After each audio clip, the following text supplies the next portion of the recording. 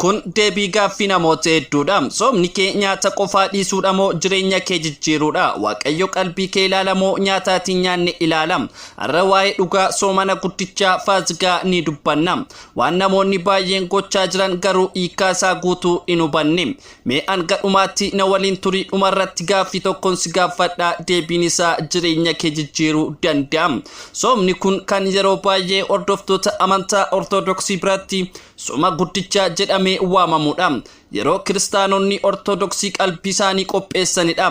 Inni qophii ayyaana Faasigaan dura geggeeffama. Ayyaanni Faasigaa immoo du'aa koo gooftaa keenya Iyesuus Kiristoos yaadachuudha. Du'aa koon kun kan abdii fi mo'ichaa cubbuu irratti argame agarsiisa. Kanaaf soomni guddichaa yeroo gad of qabuu fi of qopheessuudha. Faasigaan immoo yeroo gammachuu fi injifannoodha. Soomni kun bu'uura isaa kitaaba qulqulluu irraa qaba. Gooftaan keenya guyyaa fi halkan afurtama lafa onaa keessatti sooman fakkeenya isaanii hordofuun manni kiristaanaa keessatti soomni guyyoota dheeraaf geggeeffama. Soomni guddichaa yeroo baay'ee guyyoota 55 ol lakkaa'ama. Kunis qophii hafuura cimaadha. Egaa soomni kun yoom jalqaba? Waggaa waggaan garaagarummaa qaba. Sababni isaas ayyaanni Faasigaa lakkoomsa ji'aanii fi sirna amantaa irratti hundaa'a. Yeroo baay'ee ji'a gurraandhalaa yookaan bitootessa keessa jalqaba. Torbanoota hedduu booda immoo ayyaana Faasigaa irratti xumurama. Bara kana kiristaanonni Ortodoksii Itoophiyaa keessatti sooma kana eegalaniiru. Jechuun yeroo hafuuraa of qopheessan ammadha.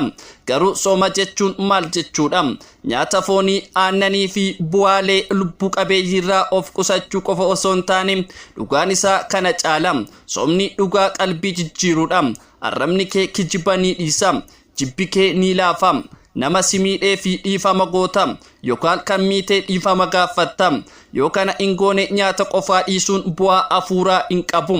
Kiristaanonni Ortodoksii akka Itoophiyaa Ortodoksii Tawaahidoo Cheerchii sooma kana bara dheeraaf eeganii fi kabajanii jiru.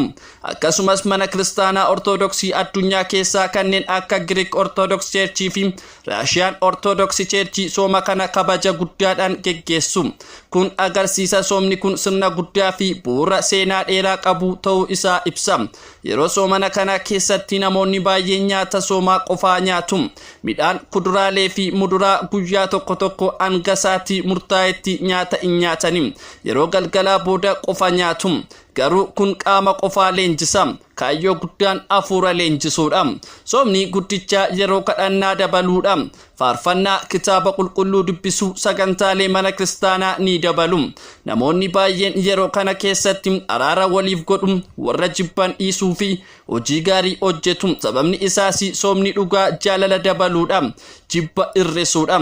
Mee of gaafadhu, ani yeroo soomana kana keessa jiraadhu maalin jijjiire? Yeroo kana keessatti of gad qabee Waaqayyootti dhiyaadheera moo sirna aadaa qofa hordofeen darbe? Soomni guddichaa carraa haaromsaatti, carraa jalqaba haaraati. Yeroo ayyaanni Faasigaa koo gammachuu guddaan ni kabajama. Du'aa koo gooftaa yaadachuun abdii haaraa nuuf kenna. Garuu gammachuu sana sirnaan kabajuu fi yeroo soomana kana sirnaan dabarsuu qabna. Yeroo qophii malee injifannoon hin argannu. Kanaaf soomni guddichaa beela qofaa miti. Yeroo of ilaalluudha.